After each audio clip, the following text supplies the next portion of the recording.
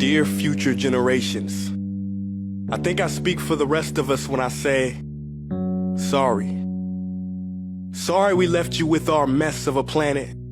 Sorry that we were too caught up in our own doings to do something. Sorry we listened to people who made excuses to do nothing.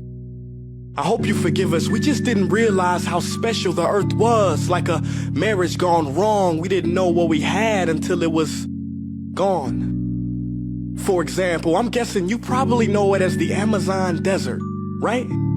Well, believe it or not, it was once called the Amazon rainforest, and there were billions of trees there, all of them gorgeous. And oh, you don't know much about trees, do you?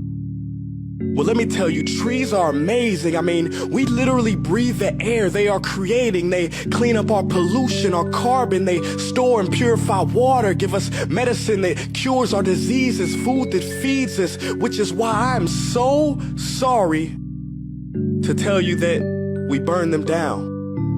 Cut them down with brutal machines, horrific, at a rate of 40 football fields every minute. That's 50% of all the trees in the world gone in the last 100 years. Why?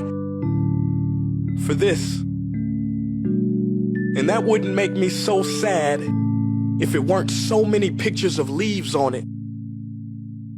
You know, when I was a child, I read how the Native Americans had such consideration for the planet that they felt responsible for how they left the land for the next 7 generations.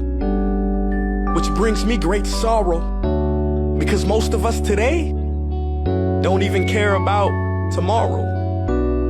So I'm sorry. I'm sorry that we put profit above people, greed above need, the rule of gold above the golden rule. I'm sorry we use nature as a credit card with no spending limit, overdrafting animals to extinction, stealing your chance to ever see their uniqueness or become friends with them. Sorry we poison the ocean so much that you can't even swim in them. But most of all, I'm sorry about our mindset, 'cause we had the nerve to call this destruction progress. Hey Fox News, if you don't think climate change is a threat, I dare you to interview the thousands of homeless people in Bangladesh. See, while you were in your penthouse nestled, their homes were literally washed away beneath their feet due to rising sea levels. And Sarah Palin, you said that you love the smell of fossil fuels. Well, I urge you to talk to the kids of Beijing who are forced to wear pollution masks just to go to school.